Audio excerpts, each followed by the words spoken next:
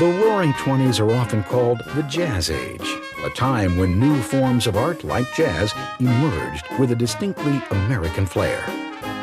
Anti-war literature, like Ernest Hemingway's The Sun Also Rises, found favor with Americans, as did the writing of F. Scott Fitzgerald, whose Great Gatsby depicted the new American dream of wealth and success, while Sinclair Lewis examined the realities of life in small-town America, revealing its greed and lack of culture.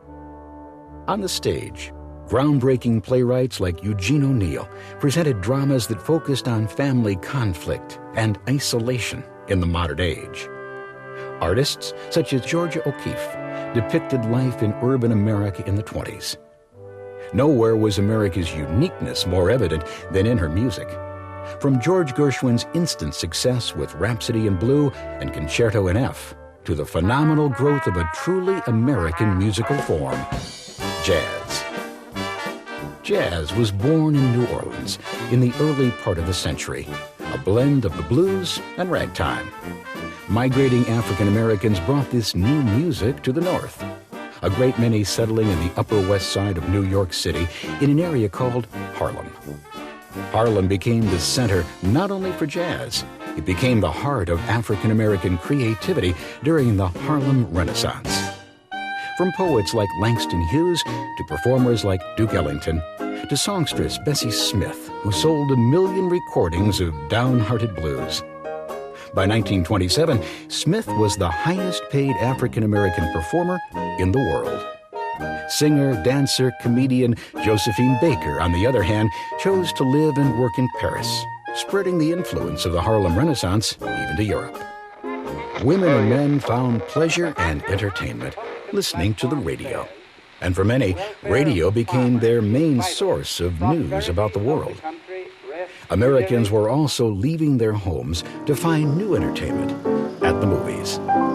By 1925, filmmaking had become the nation's 4th largest industry, and there were more than 20,000 movie houses nationwide, many of them elaborate picture palaces. With the advent of talkies, movie attendance doubled. Women also saw a new image emerge for them in the Roaring Twenties, the flapper. Having finally gotten the right to vote with the passage of the 19th Amendment to the Constitution, emancipated women threw out their corsets, high-lace shoes, and dull floor-length dresses. They bobbed their hair and wore short skirts. A woman of the Roaring Twenties also had new choices. She didn't necessarily have to be a housewife anymore. Instead, she could choose whether to marry at all, have children, go to work, or build a career. Marriage became more of a romantic choice. Equality was not prevalent in the workforce, with women usually earning much less than men, even when they performed the same job. Medical schools went so far as to impose strict quotas on the number of women allowed to enter. Americans were also reading. 8 million more Americans were reading newspapers by the mid-20s, many enjoying tabloids and magazines that featured sensational stories about gangsters and entertainers.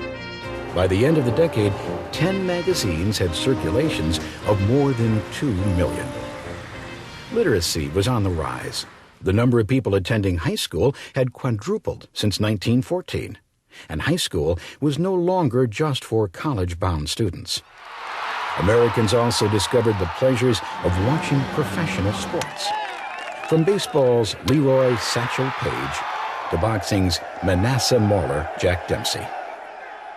Entertainment of all kinds became part of the legacy of the Roaring Twenties, as Americans spent over $4.5 billion on entertainment, much of it on pastimes and fads.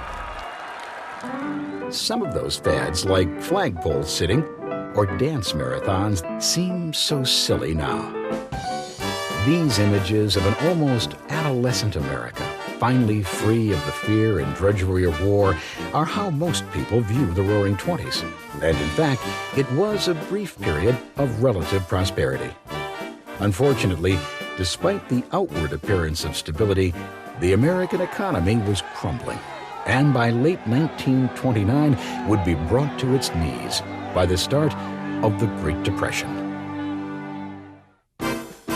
But until the stock market crashed, the 20s were indeed roaring.